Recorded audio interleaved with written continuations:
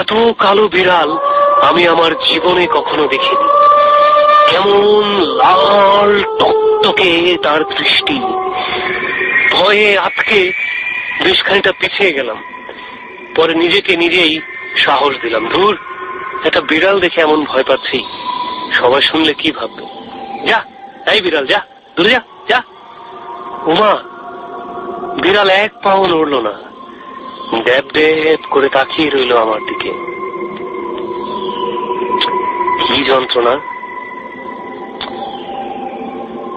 পথ থেকে একটা ঢিল ছুঁড়ে নিলাম, নিয়েই ছুঁড়ে মারলাম বিড়ালের গায়ে। উমা, বিড়ালটা তখনও রাস্তা থেকে নড়ছে না, কেমন ড্যাব ড্যাব করে তাকিয়ে আছে। এবার কেমন যেন ভয় করতে লাগলো। ছোট্ট একটা বিড়াল, অথচ ঢিল মারি সে নড়ছে না, আর এমন অগ্নি দৃষ্টি সেই বিড়ালের যে আমি ভাষায় প্রকাশ করতে পারবো না।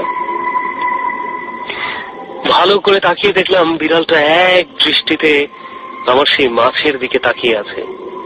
একই যন্ত্রণা, কি করব কি করব। ভাবলাম দৌড় দেই। যেমন ভাবা তেমনই কাজ। দিলাম দৌড়। চোখ নাক মুখ বন্ধ করে এক হাতে মাছ আর এক হাতে ব্যাগ। কিন্তু পরক্ষণেই গগন বিদারী এক হাসির শব্দ শুনতে পেলাম। সব কিছু ছাপিয়ে বৈশাচিক একটা হাসির শব্দ।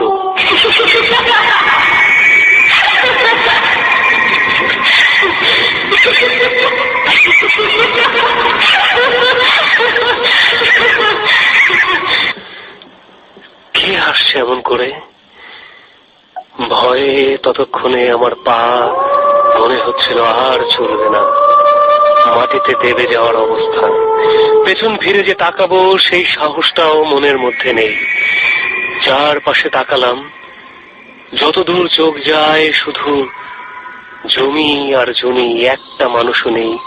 ঠিক দুটো তাল গাছ, আর সেই তাল গাছের নিচেই আমি দাঁড়িয়ে আছি এখন।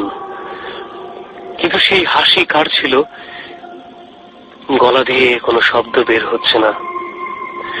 হঠাৎ করেই চৈত্র সংক্রান্তির সেই দিনে এক টুকরো মেঘ কোথা থেকে এসে যেন ঠিক সূর্যের মুখটাতে জেঁকে বসলো।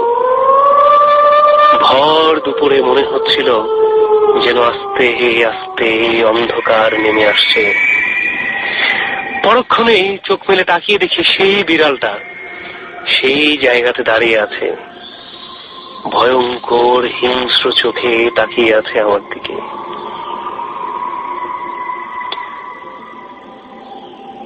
কেন জানি মনে হচ্ছিল কিছু একটা ঘটতে যাচ্ছে, যা হয়তো আমার কল্পনারও বাইরে। আমি গলা ফাটিয়ে চিৎকার করতে চাইলাম, কিন্তু গলা দিয়ে কোনো শব্দ বের হলো না। আমি সেই তাল গাছের নিচ থেকে দৌড়ে পালিয়ে যেতে চাইলাম, কিন্তু সেখান থেকেও নড়তে পারলাম না। হঠাৎ করে তাকিয়ে দেখি বিড়ালটা নেই, কিন্তু কোথা থেকে যেন সেই হাসির শব্দ ঠিকই ভেসে আসছে।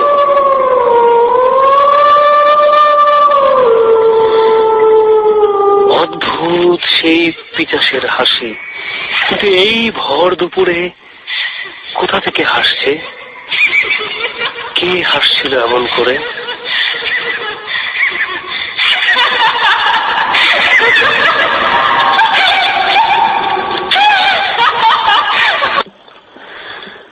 যতটুকু সাহস ছিল বুকে সঞ্চার করে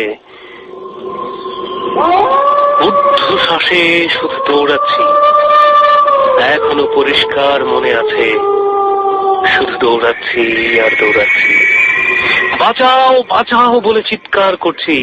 কেন জানি মনে হচ্ছিল যে এবার যদি ঘুরি তাহলে হয়তো আর জীবনে বাঁচবো না। কতক্ষণ দৌড়েছিলাম মনে নেই। দৌড়তে দৌড়তে একটা সময় জ্ঞান হারিয়ে ফেলি। এরপর যখন জ্ঞান ফিরে তখন আমি আমার মার কোলে। আমার মাথায় প্রচুর পানি দেয়া হচ্ছে, কিন্তু ভয়ে কিছু বলতে পারছিলাম না। মুখে তখন ফেনা চলে এসেছিল। যখন একটু স্বাভাবিক হই তখন মার কাছেই শুনলাম যে আমার হাতে ব্যাগ কিছুতেই ছিল না। যে ইলিশ মাছটা ছিল তার শুধু মাথাটুকুই অবশিষ্ট ছিল, আর একটি মাংস ছিল না ইলিশটার গায়ে, শুধু মাথা আর কাঁটাটা ছিল। মা দেখেই বুঝতে পেরেছিল কিছু একটা হয়েছিল, যা অনেকটাই অস্বাভাবিক, অশরীরী। তখন আমি যখন পুরো ঘটনা বলি তখন সবাই ভরকে না গেলেও মা প্রচন্ড ভরকে গিয়েছিলেন। তার পরপরই মসজিদ থেকে ইমাম সাহেব এসে আমাকে ঝেড়ে গলায় একটা তাবিজ বেঁধে দিয়ে যায় আর বলে যায় বাড়ি থেকে যেন সাবধানে যাই। পরবর্তীতে শুনেছিলাম ওই পথ দিয়ে যে কোনো মানুষই যদি কোনো মাছ এভাবে ঝুলিয়ে নিয়ে আসতো তাহলে সে সুস্থভাবে বাড়ি ফিরত না। কিন্তু হয়তো ভাগ্য অনেক বেশি ভালো ছিল বলে আমি সেদিন সুস্থভাবে ফিরেছিলাম, শুধু মাছটাই খেয়েছিল। তারপরে প্রচন্ড অসুস্থ হয়ে যাই।